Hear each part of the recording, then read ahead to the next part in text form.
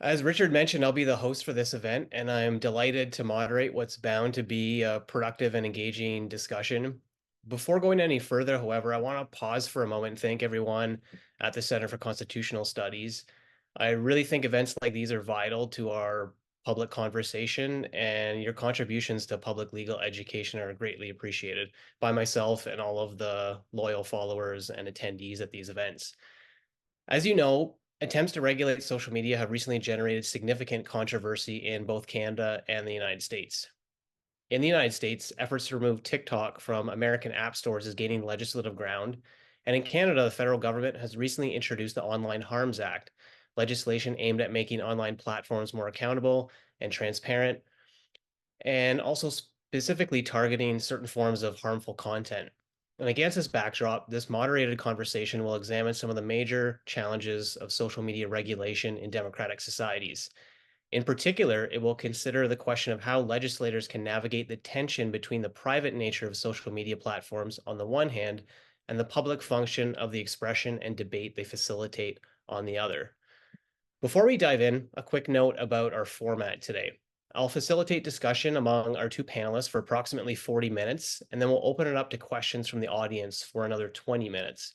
As we're wrapping up the first portion of the event, our panelists will have an opportunity to briefly ask each other a question, and then we'll transition to your questions. As always, given the limited time, we only have an hour. We ask that our questions are short and direct. If you think of a question during the discussion, however, you don't necessarily need to wait until the very end. Feel free to enter it into the Q&A chat and we'll get to it later. Now, a word about our panelists. I'm delighted to say that we're joined by two preeminent legal scholars to help us address the topic at hand. Emily Laidlaw is Canada Research Chair in Cybersecurity Law and Associate Professor in the Faculty of Law at University of Calgary. She researches in the areas of technology regulation, cybersecurity, and human rights, with a focus on platform regulation, online harms, privacy, freedom of expression, and corporate social responsibility.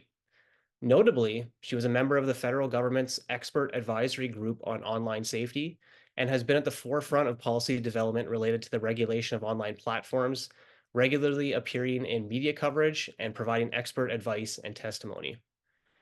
Jamil Jaffer is the executive director of the Knight First Amendment Institute at Columbia University, an organization dedicated to strategic litigation, research, and public legal education. Prior to joining the Knight Institute, he was deputy legal director at the ACLU, or American Civil Liberties Union, their Center for Democracy, where he oversaw the ACLU's work relating to free speech, privacy, technology, national security, and international human rights. Jamil has extensive litigation experience, including seminal post 9/11 cases dealing with civil liberties and national security, has argued in multiple appeals courts, as well as in the US Supreme Court, and has testified many times before the US Congress. I also think it's important to mention that Jamil is Canadian, even though he finds himself in the United States. We're going to start the conversation just by building a general foundation by introducing some of the problems that are encountered on social media platforms. The first question I have for each of you is what types of phenomena are driving the policy conversation right now as it concerns regulating social media platforms? And I'll start with Emily, if you don't mind. Sure. Thanks, Dax, and thanks for having us here. So it's a great question for us to launch from because I think that there's multiple things going on. The two primary ones, I'll maybe put it into two buckets, and the one tends to be called like the business model problem or the algorithm model problem, which is that the way that social media is structured, the way that their algorithms work, tend to favor often highly emotive content or just basically are reacting and pushing content to us based on our baser instincts and the things that we like, which ends up with content being pushed at us that can be deeply problematic, whether it is disinformation, is for kids eating disorder content, it is self-harm content, and all of this fits into that category of that we're somehow losing agency over our minds to be able to make decisions for ourselves, and that there's this private actor in the mix of it that's fiddling with our brains and pushing our content that way. And I think the other issue that is that bog standard and persistent issue of content moderation. The fact that we are using these spaces and there's this private party that's mediating it and making decisions, often because there might not be particular law on the issue, or if there is law, it tends to kind of kick it to the companies to deal with on all kinds of content that are either lawful but awful because it's extremely hateful, or if it's illegal, where we're dealing with the proliferation and sharing of child sexual abuse material or hate speech, or you fill in the type of content that you're dealing with there. So I think that kind of kickstarts a bit of the conversation to start thinking about the different ways that social media work. Jamil, do you have anything to add as far as contemporary problems and what's driving the policy conversation? Um, I guess I would state some of those things just from a different, slightly, different angle. I think about the problems here. So I want to step back after I list the problems, but let me list the problems first. So one is the fact of private control of these spaces. Like quite apart from how that control operates in practice, the very fact that these spaces in which speech that is so important to our democracies takes place is controlled by private corporations, that is a challenge to democracy and collective governance.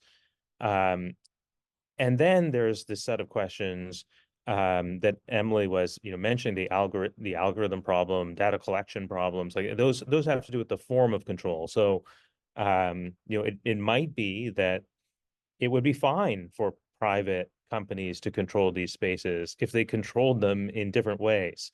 But the way those spaces are being controlled now means that certain kinds of content that are ultimately,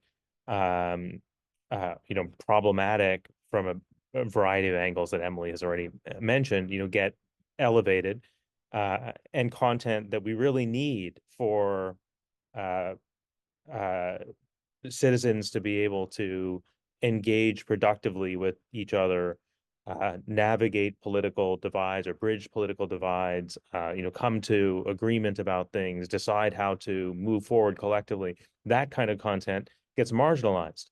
And those are problems that go to the form of control, right? We have this surveillance-based business model that relies on huge amounts of data being collected about individual users, and that data then being put into the service of micro-targeted messaging, both advertising and political messaging.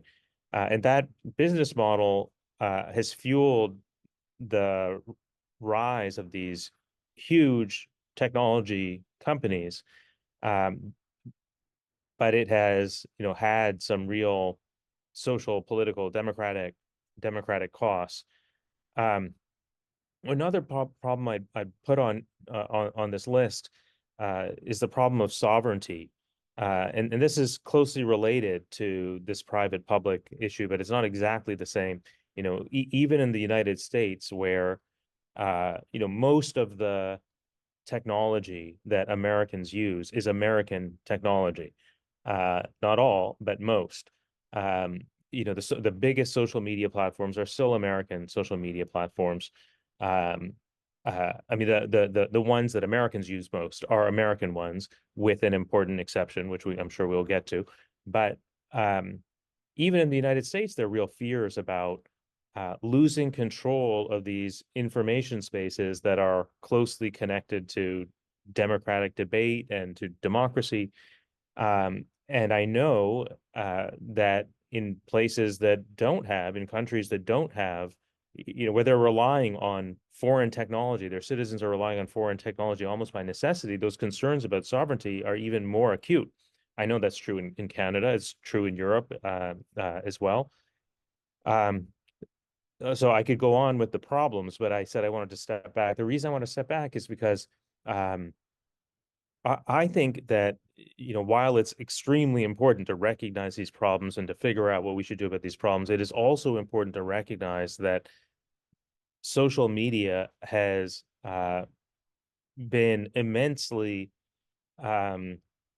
valuable as well in a lot of ways, valuable to accountability and transparency and democracy. Like there are all sorts of great social and political movements that got started on social media and that probably would never have got started but for social media. That was true of Me Too. It was true of the George Floyd protests and Black Lives Matter. It, it's true of the Arab Spring.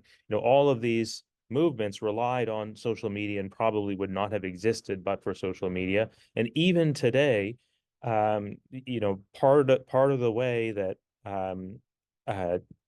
ordinary people hold the powerful to account is through social media, and those forms of accountability were not possible before social media came along. So that just makes all of this a little bit more complicated. Like we don't want to throw out the baby with the bathwater. The bathwater is a real problem, but we should remember that sorry about this metaphor, but there's a baby in it too.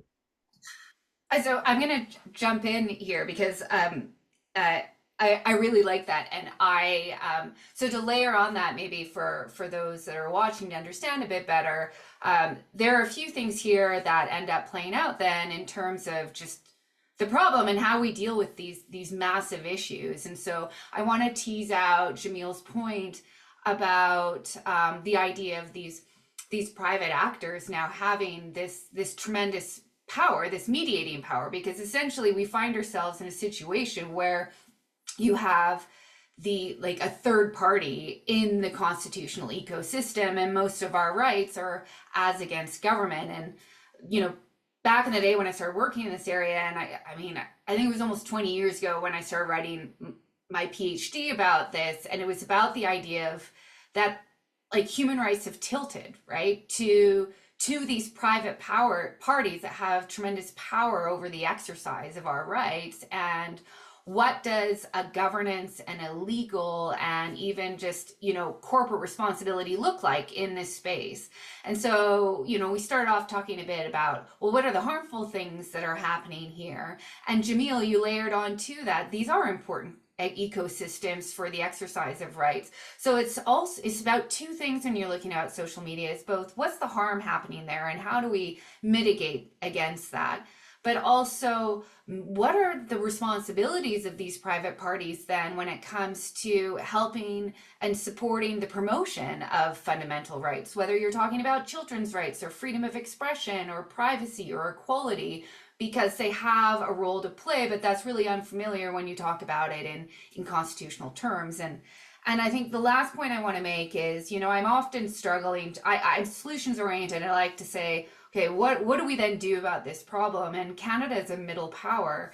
And so these are global problems, but with very different, Jamil talks about sovereignty, and I was thinking too about cultural contexts, about how you balance out these rights.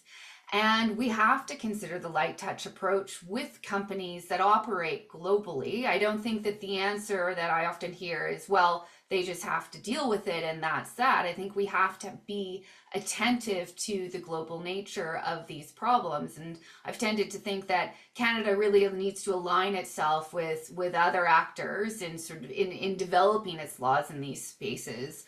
To try to think about this in terms of what's manageable for corporations to be able to achieve, but also how our rights align with different jurisdictions. We have a really great snapshot of some of the problems that are animating this policy discussion. Let's move to the brass tacks of what regulation actually looks like. Jamil, in the United States, I know this topic is worthy of volume upon volume, but can you give us an abbreviated version of how social media is regulated in an American context? Yeah, I mean, I think there may be three important things to say about that. So one is the First Amendment. So the First Amendment to the Constitution protects freedom of speech, and among other things. And the Supreme Court here has held that online speech is entitled to the same protection as offline speech, which I think is absolutely correct. there are really important issues in play right now here about the status of social media companies as First Amendment actors. So newspapers here have been given very broad protections. When a newspaper decides what to put in its pages, the government can't override that decision. There's case law that holds that the government can't get a prior restraint against the press, meaning it can't prevent the press from publishing something it wants to publish, and case law holding that the government can't compel the press to carry articles that it doesn't want to carry. There's a Supreme Court case from about 50 years ago called Miami Herald versus Tornillo, in which the Supreme Court held that must carry rules, rules that require newspapers to carry content that they would rather not carry, are unconstitutional. And so now the question is, are social media companies sufficiently like newspapers that they should be treated the same way? And this is a hugely significant question, because if you once you accept that social media companies should be treated the same way, you have essentially held that most forms of regulation are off the table. On the other hand, if you hold that social media companies are not entitled to the protections of the First Amendment, that they're more like common carriers like AT&T than they are like newspapers, then the government, including state governments here in the U.S., would have very broad power to dictate what kinds of content can be carried on those platforms. So much power that you might, even if you really detest the social media platforms, you have to ask, do I want the government deciding what content what political content I see? So these are hugely significant questions, and they are First Amendment questions, constitutional questions that are before the Supreme Court right now. The second thing to say about regulation is that there is no general data privacy regulation in the United States. It should be regarded as a scandal that there isn't, but there isn't. And that means that there is almost no restriction on what social media companies can collect about their users, how they can use that information, how they can disseminate that information. So that's the second thing. And the third thing is there's a law which is often referred to as Section 230 that immunizes social media companies, actually immunizes not just social media companies but for the purposes of our conversation, immunizes social media companies for the content they post from their users. So that means that if I post something defamatory on Facebook, the person I defame can sue me, but they can't sue Facebook. And that puts Facebook in a very different position than the New York Times. If the New York Times prints something defamatory without doing enough diligence to meet constitutional standards, then the New York Times is on the hook for the damages in that lawsuit. But Facebook is not on the hook for the damages in a similar lawsuit. And that law, Section 230, has been vital to allowing the platforms to reach the scale they have reached. Because if you are posting literally millions or even billions of pieces of content every day, there is no way you can do diligence on every piece of content. Like Facebook has no idea what I'm going to post in the next 3 seconds. And there's no way that it could do the kind of diligence that a newspaper has to do before deciding what to print. So, one result is that a lot of stuff goes up on these social media platforms that could never be or would never be published in a newspaper. Another result is that these social media companies can get very, very big and post huge amounts of content. And a lot of their value, not just in terms of value to shareholders, but value to users, comes from that scale. But the scale has this, downside, which is somebody who is hurt by content on social media, somebody who might be able to sue the publisher if the publisher were more conventional publisher, like a newspaper, can't sue the social media companies. And that means a lot of harm goes, unredressed. Emily, likewise, can you give us an abbreviated version of what regulation looks like in a Canadian context? Yes, and it's quite different than the US. Constitutionally, I would place Canada almost between Europe and the US. When it comes to protection of freedom of expression, we constitutionally provide a very broad protection of freedom of expression. But the limitations are, the government can limit freedom of expression in circumstances where there's a legitimate objective, and they've taken, as narrow approach as appropriate and possible in the circumstances. And ultimately, what the courts engage in is essentially a balancing act to see, well, how important is the concern here, and the social concern, whatever it is, versus the impact it's going to have on freedom of expression. And so some of the issues, like, is this going to be an issue of compelled speech? Is this an issue of forcing these companies to otherwise, engage in conduct that might be seen as an affront under the First Amendment in the US, may not play out the same way in Canada. We don't have quite as much case law on some of it, but also that broader proportionality framework gives a bit more leeway to balance out these factors. But there's still a lot unknown in the Canadian legal space about how some of this will play out.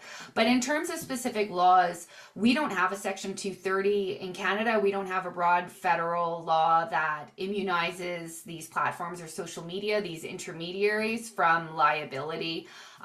What we have the opposite, actually, with, and it's only narrowly in the area of defamation law. Our law is like the US before Section 230 ever happened, essentially operates that if social media becomes, obtains knowledge that it's hosting defamatory content, then it would have an obligation to act. Otherwise, it risks liability for the underlying wrong.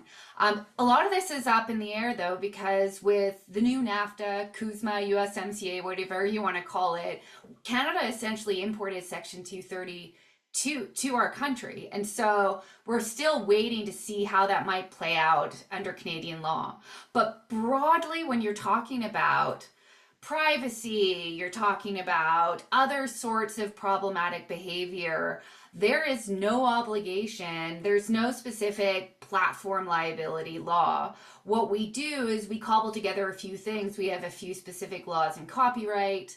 We, unlike the US, do have broad privacy protection through federal and provincial laws, and there have been some really interesting investigations by privacy commissioners holding social media accountable for their data collection and use practices. And equally, I think there's been more movement in the U.S., but we are seeing, some avenues through competition law to address some of the power dynamics. And then the last point I'll make is that a space to watch would be the lawsuit that just has been filed in Ontario by various school boards against several social media companies, and they're relying on just bog standard tort law, that essentially these social media companies had a duty of care, and that they were negligent in and failed to keep the public safe from their products and services. I'm wondering if there is something akin to best practices when you look internationally in this policy sphere. People sometimes use the language of duty of care, which you just mentioned, Emily, or due diligence, or even consumer protections. When you look at an international landscape, or maybe even in Canada and the US, is there something akin to best practices that you can identify?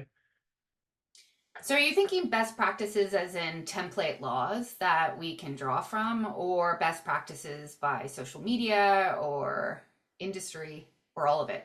I was thinking the former. From laws? Yeah, dare I say there's possibility that Canada might be an interesting template for other jurisdictions, what we've proposed with our Online Harms Act. And let me be clear, there's the Online Harms Bill, and the Online Harms Act is the social media regulation portion, and then there's a highly controversial series of proposals in the bill for the Human Rights Act and amendments to the criminal code. I'm not talking about those, but the regulator that or maybe a digital safety commission that they're looking at proposing does, I have some tweaks I'd like to make to it before it's passed, but it does pick some of the best elements of Australia, the EU, the UK, and is much more narrow in scope. So I think lands much more clearly on the side of ensuring that freedom of expression is protected, and is not overreaching, I think, government overreach in regulating this space. And we can talk a little bit about what those structures look like as we go along. But I think Canada is an interesting one to follow. Certainly the ones that I'm following very closely are the EU and the UK as they sort of build and deploy it. I think that the EU under the Digital Services Act has been a fascinating model, but is much broader and something that I don't think is workable in Canada. And I think we're seeing some of the growing pains of it right now as they're trying to get it off the ground, and some missteps. Jamil, do you have any insight to add in the policy landscape internationally? I guess one thing I'd say is there are definitely good ideas, and I am not by any means an expert in the Canadian bill or in European law either, but I know enough about some of the laws and proposals out there to know that there's a lot that we in the United States can learn from the debates that are taking place elsewhere. I do think that you can take ideas at the level of, at a kind of conceptual level, but then the implementation, I think, is inevitably going to be really different from place to place. And the reason I say that is that the institutional context is so different. I mean, no other country, for better or worse. I mean, I run an institute that focuses on the First Amendment. I'm obviously, in some sense, a big proponent of the First Amendment, but no other country, has the First Amendment, and that gives everybody else more space to regulate than there is in the United States. So that's an important fact. The fact that so many of these companies are based in the United States is going to matter to what regulations are possible and workable in the United States. And then there are also sort of cultural issues that, we're not going to be able to, ignore. There's a kind of acceptance in the United States of a broader range of speech. And, I don't need to tell both of you that there are, good arguments against protecting as much speech as is protected in the United States. But there's a long history in the United States of protecting speech that in many other countries would be viewed as unprotected. And, whenever you legislate, you got to take all of that, into account, not just as a matter of law, but as a matter of culture as well, because what's possible legislatively turns in part on how these laws are going to be viewed by by the public. The other point I'd just make here is the challenge of finding best practices here is that there are really difficult trade-offs, values trade-offs, and you can't say, it's impossible to look at a particular piece of legislation and say, this is the best piece of legislation on this, on this topic, because the legislation inevitably reflects a series of trade-offs, free speech versus privacy, or free speech versus equality. And even, within free speech, whose free speech? Like, is it the social media company's free speech? Is it the user's free speech? There are all sorts of trade-offs that you need to make, and there is no single right answer to those questions. It depends on societal values, and if you're evaluating these things individually, it depends on your own values, and people are going to have different, reasonable people will have different views about where these kinds of lines should be drawn. So I think that's the challenge of finding, templates. Here, I will say that there are a few areas where I think it's a little bit easier. So a lot of work has been done, including in Canada, on questions around platform transparency. There is broad agreement that a real problem in this sphere is the opacity of the platforms. We just don't know how how public discourse online is being shaped or distorted by the social media platforms' practices and policies, and we need to know more about that relationship. We also don't know enough about what kind of information is being collected by the platforms and what's being done with that kind of information. We need to know more about all of that. And a lot of creative and really smart thinking has gone into those issues in Canada, also in the United States, although I would say where there's nothing that looks like legislation that could be passed imminently in the United States on that front. And Europe too, there's been a real conversation around platform transparency. So I feel like those ideas are very well developed, and those kinds of ideas seem more easier to take from one place and just kind of impose in another, because I don't see the sort of cultural and legal differences being that relevant to those conversations about transparency. I'll just put one asterisk there, which is in the United States, social media companies are arguing before the Supreme Court right now, not only that their content moderation practices reflect constitutionally protected editorial judgments, but also that transparency regulation that forces them to disclose information about their editorial judgments should be viewed as per se unconstitutional. They analogize these transparency regulations to regulations that would require, say, a newspaper to disclose why it printed or didn't print a particular editorial. And if you accept that analogy, then it's easy to come to the conclusion that these transparency regulations, should be viewed as unconstitutional. I don't accept that analogy, but the more important question is whether the Supreme Court will accept that analogy. That's a question that's before the court right now as well. Emily, you mentioned earlier that you're very solutions oriented, and I'm curious to know what effective policy would actually look like. How would it affect the user experience for those that are on these platforms and those that are using the internet? Yeah, and I would say that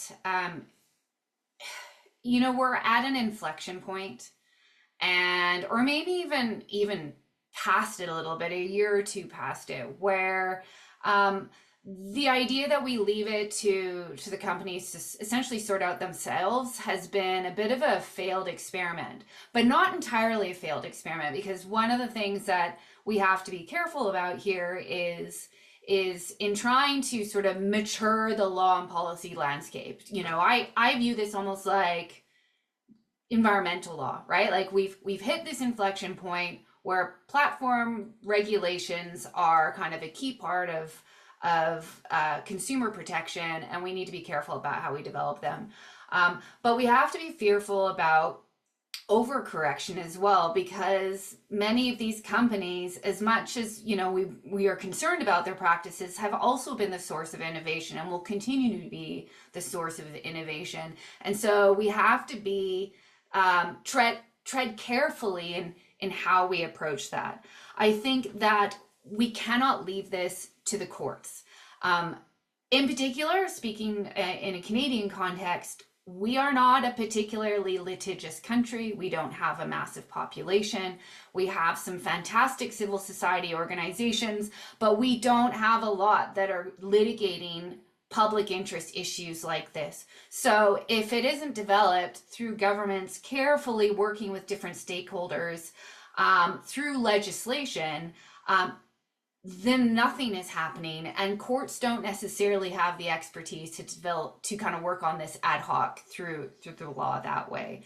So I think that the public policy that we're looking for is we need to start looking at creation of certain bodies. This is exactly what administrative agencies are supposed to be about, that they're more informal, they're more receptive to working on particular issues in a speedier context. They can develop guidelines and education and work with different players so that essentially that expertise builds out so that we have a stronger, more protected space. So that's why, in my view, the key part to public policy is the idea of I don't want to be the here just arguing endlessly for new regulators, but I'm actually thinking more broadly the idea of these commissions. Again, devil is in the details. There's ways that this could go sideways. The biggest concern for me is this needs to be independent of government. It has to be, in particular, because no matter where you turn, you're dealing with issues of freedom of expression. So it is crucial that it is both perceived and in substance independent of government. And how do you ensure that when you're also looking at individuals that are essentially appointed by government for these particular roles? It's not like appointing judges, which is for life. And so there's built-in safety in that independence.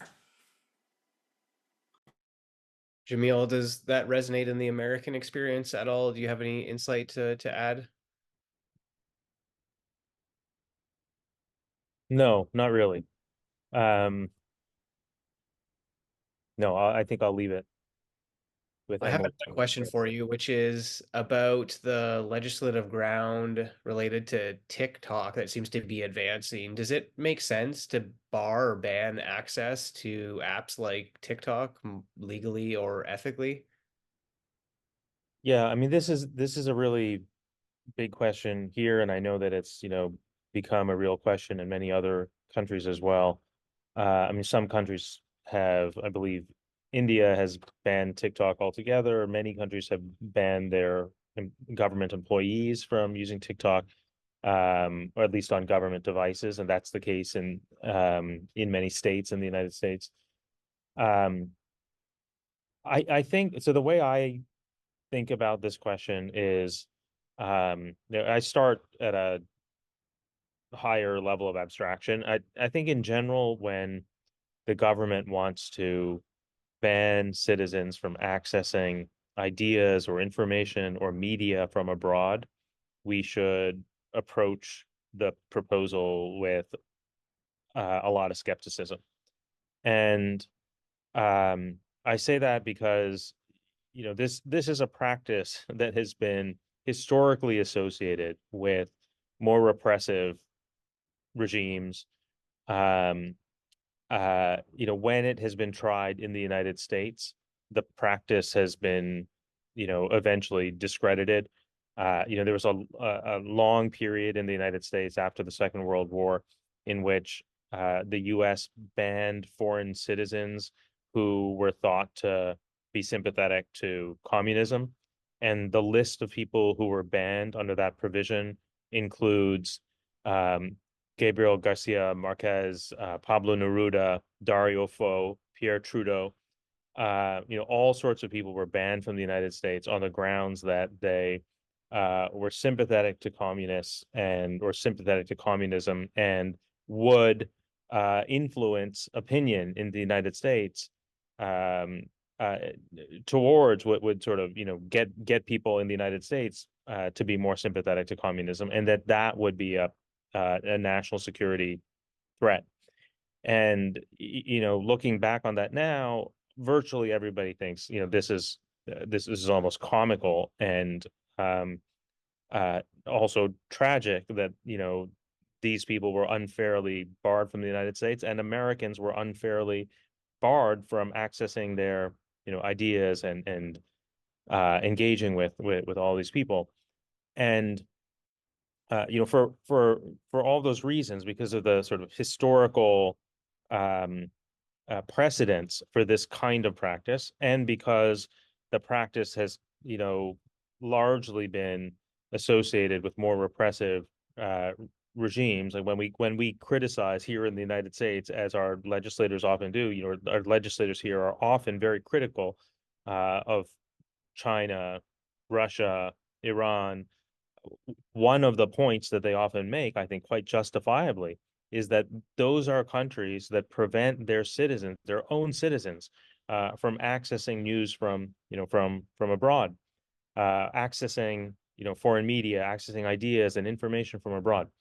So none of that is to say that we should, view bars on access to foreign media as categorically unconstitutional or categorically illegitimate, but we should go into this conversation with, a heavy dose of skepticism. And then I would just ask, well, how good are the government's justifications for this ban? And the principal justifications that have been offered here, there are really two. One is TikTok is Chinese propaganda. If it's not Chinese propaganda now, it could be because the Chinese Communist Party has the power to hijack TikTok's algorithm and then elevate to Americans whatever content the Chinese government wants Americans to see, and to suppress content that paints China in a more favorable light. So that's the propaganda justification. The second justification is a privacy justification. TikTok collects a ton of information about its users. China could access all that information. That information could be, used in a variety of terrible ways against the United States or against Americans. And I see both of those arguments as unpersuasive for different reasons. The propaganda argument, I mainly think is unpersuasive because I don't think it's ever a legitimate justification, a legitimate grounds for restricting citizens' access to information, that the information is propaganda. This is a core freedom in a democratic, open society. You have the right to read what you want to. The government may say that, this book by Karl Marx that you want to read is propaganda, or this book by, whoever is propaganda, but you have the right to read it. That is a core democratic protection. And I think that, if the grounds for banning TikTok is that Americans shouldn't read Chinese propaganda, that's a terrible justification. If the ground is a kind of subordinate ground, which might be that, well, if China actually acknowledged that this was government propaganda, then we wouldn't have any problem with Americans accessing it. But if that's the argument, then I think the best answer is the US government should just tell Americans that this is Chinese government propaganda and that Americans shouldn't read it, or if they read it, they should read it with that in mind. And that would cure that particular problem. With respect to privacy, no question, TikTok collects tons of information about its users. It collects essentially the same kind of information that American platforms collect about their users. So the real distinction is that, in theory, the Chinese government could access TikTok's content. I don't actually know how likely that is, but I do know that virtually all of the information that TikTok collects about its users can easily be purchased on the open market from data brokers, because there is a thriving market for this kind of data. A lot of the information that American technology companies collect about Americans gets sold on that marketplace, and the Chinese government, like any other buyer, can buy up that data. So if the Chinese government wants access to this kind of information about Americans, it can get that kind of information about Americans without TikTok. It doesn't need TikTok. And that, what I just said, is not just my argument. The Office of the Director of National Intelligence in the United States put out a report last year that says essentially that if the Chinese government wants to collect information about Americans, unfortunately, it can do it very easily by purchasing that data from data brokers. So I don't, again, just to sum up, I don't think we should have a categorical view on, whether the government can ever restrict citizens from accessing media, foreign media. But in this case, I don't think the arguments are very good. We're at the end of the first part of the event, which is stimulating some conversation between you. I wanted to end this by asking each of you to ask each other a really quick, short, snappy question, and we'll model likewise what the Q&A hopefully looks like. And this will actually give some of the attendees a moment to gather their thoughts and put some questions in the Q&A. I'll ask you, Jamil, did you have a quick question to ask Emily? The question is quick, but I'll be really impressed if Emily can come up with a quick answer to it. So you started to say, Emily, earlier that we could talk about these provisions of the online harms um, bill, the provisions that apply to social media platforms. And I would just love to hear your case for that, for that bill, Oh, the case for or the those bill. provisions in particular. Yeah. Yeah. The for the Online Harms Act proper, the reason I like it is that, and I mean, admittedly, I had gave a lot of opinions throughout to the government as they were coming up with ideas, but they it's a graduated scheme, and so they really are aiming for the greatest risks to freedom of expression have to be strongly justified for only the most harmful content, so that content removal only happens if you're talking about child sexual exploitation material and intimate image abuse. Then the next level down, the more graduated level, is a special protection for children, looking more not at individual pieces of content, but at that sort of design issue. Like, how is social media designed? Are they thinking about it in terms of child protection? We could unpack there are free speech issues there, absolutely. But it saves that special protection there. And then when it comes to that broader area of discourse, and we are seeing it play out now with the protests with Israel and Gaza war, that there is so much that is harmful, but also important discourse in the gray area. And you see it getting caught up in the hairs of maybe the Digital Services Act and the EU. I don't think it will the same way in Canada, because these broader areas of content that, like, fomenting hatred, incitement to violence, incitement to violent extremism, there is more. They've created a duty to act responsibly, but there's no power to order content takedown. It's about companies explaining through transparency how they are dealing with these particular issues at a systemic level. And so I think it's an elegant solution to a complex problem. You mentioned earlier the idea of implementation. Oh, I mean, this is such a leap of faith too when it comes to implementation of it, because I think ultimately it's wholly going to depend on the people they put in that office, clearly understanding that complexity, because there's a lot of power to them to build out these codes. And if the one point I will say is, I do need to recognize, as much as I think it's the right move, I need to acknowledge that some of my colleagues have expressed concern that the Act doesn't detail enough what's set out later in codes and what's set out later in regulations. I like that. It's iterative. It evolves with time. Others have said that's actually a point of concern. So that's my short take on it, and why I think it lands the right way to deal with these issues. Jamil, what's funny is I wanted to ask you all about TikTok.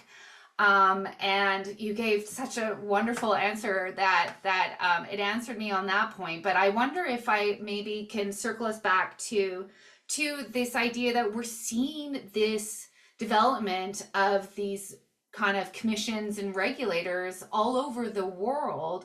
But there's such complexity about the idea of that in the US.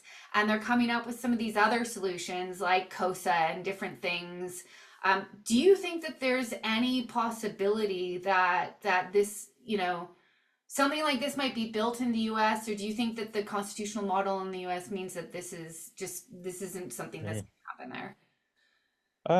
Yeah, that's a good question. I don't know the answer to that. I mean, we do have regulators already in the US in this sphere. We have the Federal Trade Commission, the Federal Communications Commission, right? So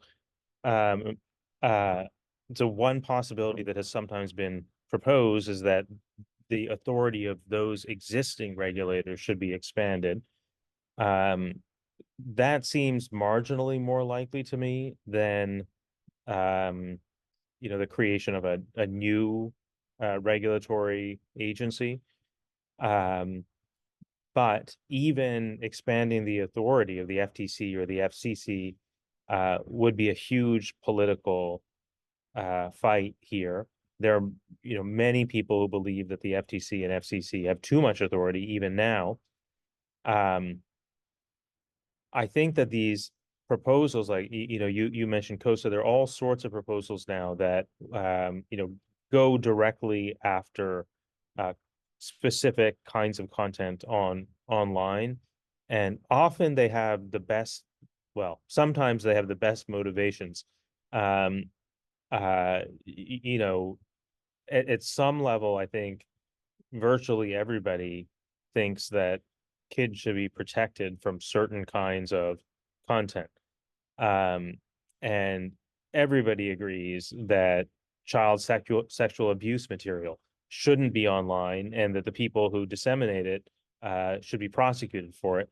Um, the challenge is always in the, sort of the implementation of those ideas, because it's very difficult to implement solutions to those kinds of problems without collateral consequences for valuable speech. And people put different weight on those collateral consequences. Some people think, well, if that marginal political speech gets suppressed, that's a cost that we should be willing to pay in order to address this problem. And others think, well, that marginal political speech is actually the most valuable speech. That's precisely why we have the First Amendment. That if we lose that, then then political discourse becomes sterile, and we will not have the kind of evolving political conversation that is crucial to any thriving democracy, or something like that. So that's all to say that I agree that some of the alternatives that have been proposed to the regulatory agency are very problematic, but I don't have confidence that a new regulatory agency, or even new regulatory authority for existing agencies, is something we're going to see in the very near future. All right, I'm going to get to some of the audience Q&A. We've got some great questions flowing in. The first question was about the misuse of users' private information, how it might be different, how it would be fundamentally different between China and the United States, or any countries for that matter. I feel like, Jamil, you've mentioned that, if not directly, indirectly. I'm going to get to the next question, which was addressed to Emily. You said that you don't see the courts in Canada making determinations as in the US, and instead rely on legislation.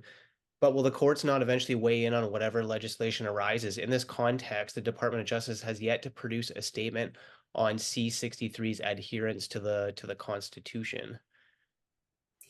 Yes, and I mean, thanks for that, because it allows me to clarify. So, quickly, yeah, I agree. The Department of Justice should be producing their statement on Bill C-63, and I don't know why they haven't done so yet.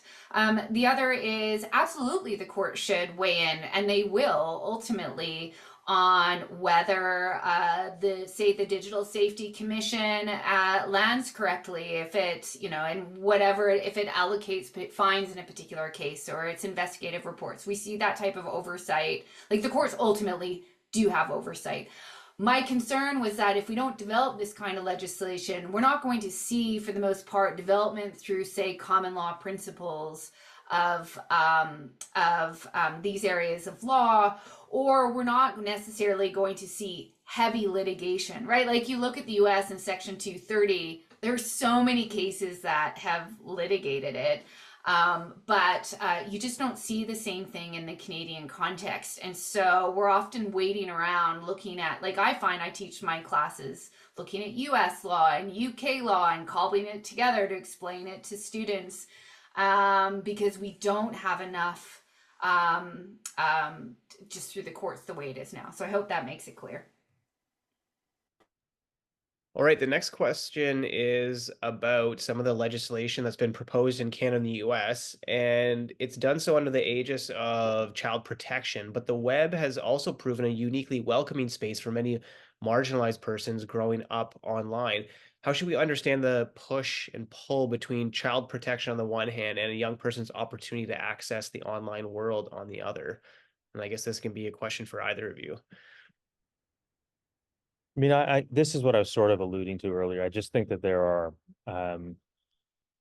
uh it's really hard to come up with solutions that target only the problem, and don't have these collateral consequences, including this one that what do you close off these spaces um, to kids or young people. Yes, you prevent all sorts of harms, or you make those harms less likely, but you also close off the possibility of uh, really valuable conversations and exploration online, and especially for young people who feel or are isolated in some way, like they just don't have access to people immediately around them who they can turn to if they're exploring their sexuality, say, or they're just sort of unsure about issues relating to their identity, and they don't feel comfortable turning to people immediately around them. The obvious place to go is the internet. And the internet is a complicated place. There, all sorts of dangers out there, but it's not just dangers. It's also, the opportunity to connect with people you would otherwise never, be able to find. And that can be, quite literally a lifeline for some young people. Emily, do you have anything to quickly add on that note? I might add something and then answer the next question, which is said, are Sure. you worried about the implementation of the Online Harms Act under a far-right government that Canada seems to be facing in the future? Yeah, I actually think that what lands on my mind is particularly the issue that Jamil is mentioning, which is there is absolutely no space for any commission or for an obligation to be imposed on social media to be weighing in on those explorations of who a person is. And the fear is we've seen the anti-trans legislation that's being proposed or has been proposed in Alberta is at a risk, right? So there are two ways that this can be solved. One is that the legislation itself needs to be explicitly clear on exactly what it is about child protection that's being targeted here.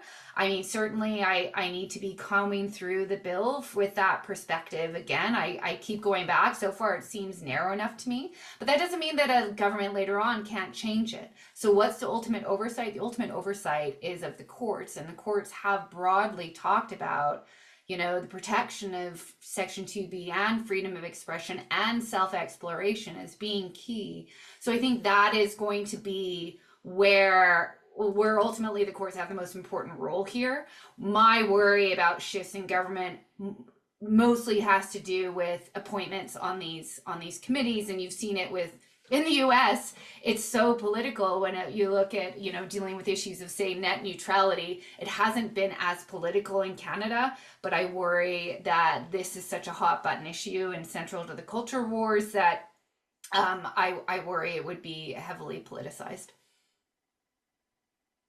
I'll give the last word to you, Jamil, if you have anything to mention on this note, just about the susceptibility to flip-flopping Yeah.